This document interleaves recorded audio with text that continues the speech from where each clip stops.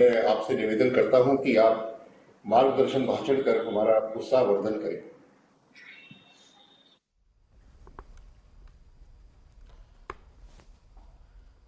नमस्कार जी। कार्यक्रम में उपस्थित केंद्रीय मंत्रिमंडल के मेरे सहयोगीगण, विभिन्न राज्यों के माननीय मुख्यमंत्री साथी, सांसदगण, विधायकगण, अन्य महानुभाव, देवी और सज्जनों, आज के इस कार्यक्रम में पद्म सम्मान पाने वाले अनेक व्यक्तित्व भी हमारे साथ जुड़े हुए हैं। मैं उनका भी आदरपूर्वक स्वागत करता हूं, अभिनंदन करता हूं। आज ऑल इंडिया रेडियो की एफएम सर्विस का एक्सपांशन ऑल इंडिया एफएम बनने की दिशा में एक बड़ा और महत्वपूर्ण कदम है। ऑल इंडिया रेडियो के 91 एफएम ट्रांसमीटर्स की ये शुरुआत देश के 85 जिलों के 2 करोड़ लोगों के लिए उपहार की तरह है। एक तरह से इस आयोजन में भारत की विविधता और अलग अलग रंगों की एक झलक भी है। जिन जिलों को कवर किया जा रहा है उसमें एस्पिरेशनल डिस्ट्रिक्ट्स, एस्पिरेशनल ब्लॉक्स, उनको भी सविशेष इसका लाभ मिल रहा है। मैं ऑल इंडिया रेडियो को इस उपलब्धि के लिए बहुत बहुत बधाई देता हूं। इसका काफी लाभ हमारे नॉर्थ ईस्ट के भाई बहनों को होगा, युवा मित्रों को होगा। इसके लिए उन्हें मैं विशेष तौर पर बधाई देता हूं। साथियों, जब बात रेडियो और एफएम की होती है तो हम जिस पीढ़ी के लोग हैं, हम सबका रिश्ता एक भावुक श्रोता का भी है।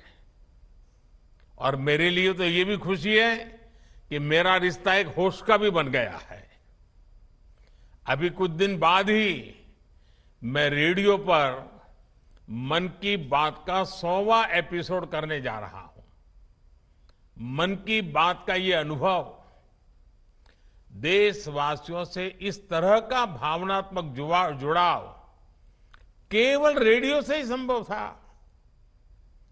मैं इसके जरिए देशवासियों के सामर्थ्य से जुड़ा रहा, देश की सामूहिक कर्तव्य शक्ति से जुड़ा रहा। स्वच्छ भारत अभियान हो, बेटी बचाओ बेटी पढ़ाओ हो, या हर घर तिरंगा अभियान हो, मन की बात ने इन अभियानों को जन आंदोलन बना दिया। इसलिए एक तरह से मैं ऑल इंडिया रेडियो की आपकी टीम का भी हिस्सा हूं। साथियों, आज के इस आयोजन की एक और खास बात है। ये वंचितों को वरीयता की सरकार की नीति को आगे बढ़ाता है, जो अब तक इस सुविधा से वंचित रहे, जिन्हें बहुत दूर दराज में रहने वाला माना जाता था, वो अब हम सभी से और ज्यादा कनेक्ट होंगे। समय पर जरूरी जानकारी पहुंचाना हो, कम्युनिटी बिल्डिंग का काम हो, एग्रीकल्चर से जुड़ी मौसम की जानकारियां हो, किसानों को फसलों, फल, सब्जियों की कीमत की ताजा जानकारी हो, केमिकल खेती से होने वाले नुकसान की चर्चा हो, खेती के लिए आधुनिक मशीनों की पुलिंग हो, महिलाओं के सेल्फ हेल्प ग्रुप को नए बाजारों के बारे में बताना हो, या फिर किसी प्राकृतिक आपदा के समय पूरे क्षेत्र की मदद करना, इन एफएम ट्रांसमीटर्स की बहुत अहम भूमिका रहेगी। इसके अलावा एफएम की जो इंफोटेनमेंट वैल्यू है वो तो होगी ही। साथियों, हमारी सरकार निरंतर इसी तरह टेक्नोलॉजी के लोकतांत्रिकरण, डेमोक्रेटाइजेशन, इसके लिए काम कर रही है। भारत अपने सामर्थ्य का पूरा इस्तेमाल कर पाए, इसके लिए जरूरी है कि किसी भी भारतीय के पास अवसरों की कमी न हो। आधुनिक टेक्नोलॉजी को सभी के लिए एक्सेसिबल बनाना, अफोर्डेबल बनाना, इसका बहुत बड़ा माध्यम है।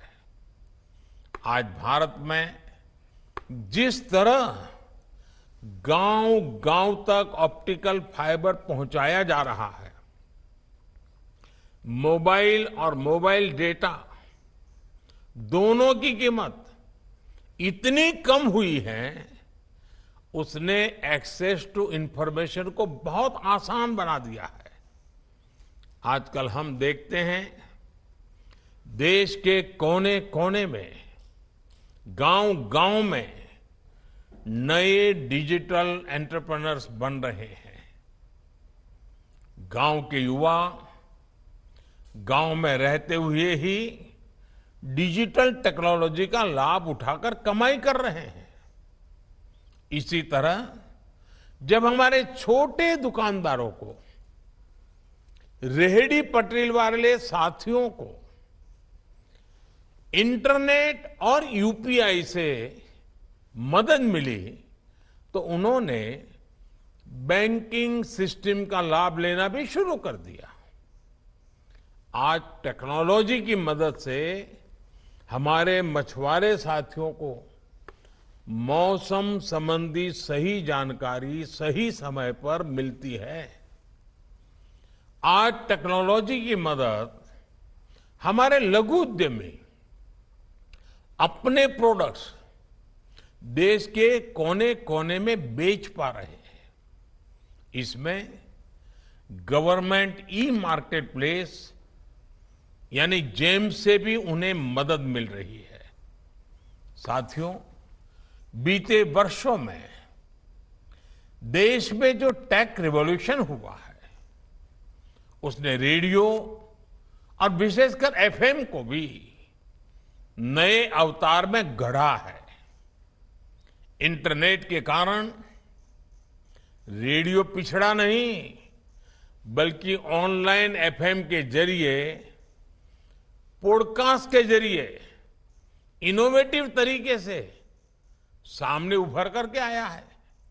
यानी डिजिटल इंडिया ने रेडियो को नए लिसनर्स भी दिए हैं और नई सोच भी दी है। यही रिवॉल्यूशन आप संचार के हर माध्यम में देख सकते हैं।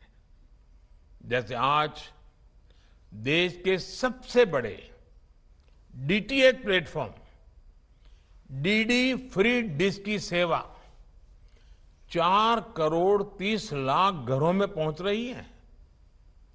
देश के करोड़ों ग्रामीण घरों में, बॉर्डर के पास वाले इलाकों में आज दुनिया की हर सूचना रियल टाइम में पहुंच रही है। समाज का जो वर्ग दशकों तक कमजोर और वंचित रहा, उसे भी फ्री डिश से एजुकेशन और एंटरटेनमेंट की सुविधा मिल रही है। इससे समाज के अलग अलग वर्गों के बीच असमानता दूर करने और हर किसी तक क्वालिटी इंफॉर्मेशन पहुंचाने में सफलता मिली है। आज डीटीएच चैनलों पर विभिन्न प्रकार के एजुकेशन कोर्सेज उपलब्ध है। एक से बढ़कर एक यूनिवर्सिटी का ज्ञान सीधे आपके घर तक पहुंच रहा है। कोरोना काल में इसने देश के करोड़ों विद्यार्थियों की बहुत मदद की है। डीटीएच हो या फिर एफएम रेडियो, इनकी ये ताकत हमें फ्यूचर इंडिया में झोंकने के लिए एक विंडो देती है। हमें इसी भविष्य के लिए खुद को तैयार करना है। साथियों, एफएम ट्रांसमीटर से बन रही इस कनेक्टिविटी का एक और आयाम है। देश की सभी भाषाओं और विशेष रूप से 27 बोलियों वाले इलाकों में इन एफएम ट्रांसमीटर्स से ब्रॉडकास्ट होगा। यानी ये कनेक्टिविटी सिर्फ कम्युनिकेशन के साधन को ही आपस में नहीं जोड़ती, बल्कि लोगों को भी जोड़ती है। ये हमारी सरकार के काम करने के तरीके की एक पहचान है। अक्सर जब हम कनेक्टिविटी की बात करते हैं तो हमारे सामने रोड, रेल, एयरपोर्ट की तस्वीर उभरती है। लेकिन हमारी सरकार ने फिजिकल कनेक्टिविटी के अलावा सोशल कनेक्टिविटी को बढ़ाने पर भी उतना ही जोर दिया है। हमारी सरकार कल्चरल कनेक्टिविटी और इंटेलेक्चुअल कनेक्टिविटी को भी लगातार मजबूत कर रही है। जैसे पिछले 9 वर्षों में हमने पद्म अवार्ड, साहित्य और कला अवार्ड के द्वारा देश के अलग अलग हिस्सों के रियल हीरोज को सामने सम्मानित किया है। पहले की तरह पद्म सम्मान सिफारिश के आधार पर नहीं, बल्कि देश और समाज की सेवा के आधार पर दिया जाता है। आज जो पद्म सम्मान पाने वाले साथी हमारे साथ जुड़े हैं, वो इसे भली भांति जानते हैं। देश के अलग अलग हिस्सों में तीर्थ स्थलों, धार्मिक स्थानों का कायाकल्प होने के बाद एक राज्य का व्यक्ति दूसरे राज्य में जा रहा है। पर्यटन स्थलों पर लोगों की बढ़ती संख्या देश में कल्चरल कनेक्टिविटी बढ़ाने का प्रमाण है। आदिवासी स्वतंत्रता सेनानियों से जुड़ा संग्रहालय हो, बाबा साहब आम्बेडकर के पंच तीर्थ का पुनर्निर्माण हो, पीएम म्यूजियम हो या फिर नेशनल वॉर मेमोरियल, ऐसी पहलों ने देश में इंटेलेक्चुअल और इमोशनल कनेक्टिविटी को नया आयाम दिया है। साथियों, कनेक्टिविटी चाहे किसी भी स्वरूप में क्यों न हो, उसका उद्देश्य होता है देश को जोड़ना। 140 करोड़ देशवासियों को जोड़ना। ऑल इंडिया रेडियो जैसे सभी कम्युनिकेशन चैनल्स के लिए भी यही विजन होना चाहिए, यही मिशन होना चाहिए। मुझे विश्वास है आप इस विजन को लेकर इसी तरह आगे बढ़ते रहेंगे। आपका ये विस्तार संवाद के जरिए देश को नई ताकत देता रहेगा। एक बार फिर आकाशवाणी को देश के दूर दराज के क्षेत्र के मेरे प्यारे भाइयों बहनों को मैं बहुत बहुत शुभकामनाएं देता हूं, बहुत बधाई देता हूं। धन्यवाद।